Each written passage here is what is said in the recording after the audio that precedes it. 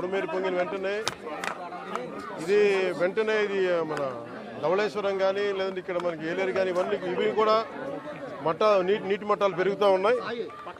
So వెంటనే శుద్ధగడ్డ నుంచి కూడా శుద్ధగడ్డ కాలం నుంచి కూడా నీళ్లు వచ్చేస్తాయి, ముంపు ప్రాంతాలకు వచ్చేస్తాయి. వీటి మీద ఎప్పటికప్పుడు కలెక్టర్ షణ్మోహన్ గారితో కూడా మాట్లాడడం జరిగింది. ఇది 2వ తారీఖు 3వ తారీఖు నుంచి మాట్లాడుతూనే ఉన్నాం, డేంజర్ లెవెల్స్ లేవని.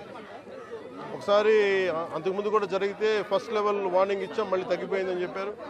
ఇది కూడా ఏంటంటే కంటిన్యూస్గా మనకి విపరీత వర్షపాతం, క్లైమేట్ చేంజ్, ఇవన్నీ ఈ పరిస్థితుల వల్ల రాష్ట్రం ఎప్పుడు అన్ప్రెసిడెంటెడ్, ఎప్పుడు చూడనంత వర్షపాతం ఇవన్నీ జరుగుతూ ఉన్నాయి. ఈ నేపథ్యంలో ఇది ప్రత్యేకించి ఇప్పుడు లోపలికి వెళ్ళి చూస్తుంది వైఎస్ఆర్ కాలనీ, జగనన్న కాలనీ పేరు ఏదని అనుకోండి. ఇది బేసిక్ ఇది ఒక 32 ఎకరాలు 33 ఎకరాల స్థలం. ఇది దాదాపు ఒక 2000 పైచిలకు లబ్ధిదారులు. దీంట్లో ఉన్నదేమో ఇప్పుడు ప్రస్తుతం 10% మంది జనాభా ఉన్నారు. 10% మట్టుకే.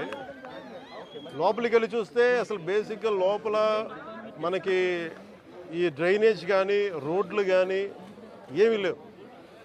కనీసం వాళ్ళు అడిగేది అంటే కనీసం ఇప్పుడు దీనికి కనీసం బ్రిడ్జ్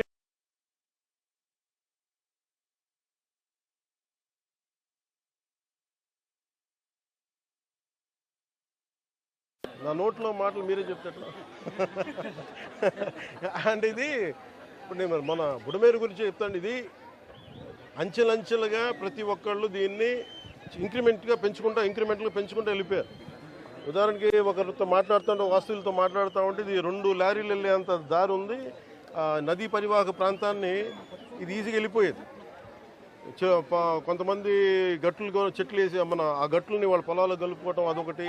ఇది చాలా ఇంక్రిమెంట్లు జరిగింది. కానీ ఇది మట్టుకు ప్రత్యేకించి ఈ జగనన్న కాలనీ మట్టుకు గత ప్రభుత్వం చేసిన తప్పులు. ఇది ఆల్రెడీ 4 అడుగులు లోతట్టు ప్రాంతం. ఇది చిన్నపాటి వర్షం వస్తే మునిగిపోయే ప్రాంతాలు ఇవి. అలాంటి చోట్ల వీళ్ళు 30 ఎకరాల పైగా 32-34 ఎకరాల పైగా వీళ్ళు ఇచ్చారు.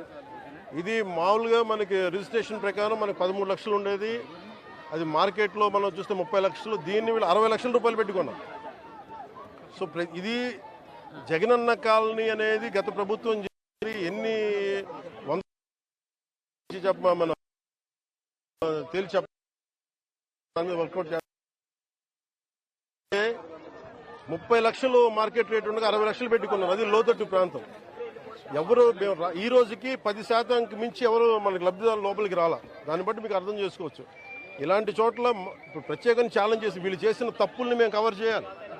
వీళ్ళు ఇచ్చేశారు, ఆ తప్పుల్ని కవర్ చేయాలి. వాళ్ళకి ఇన్ఫ్రాస్ట్రక్చర్ ఏదైతే అవసరం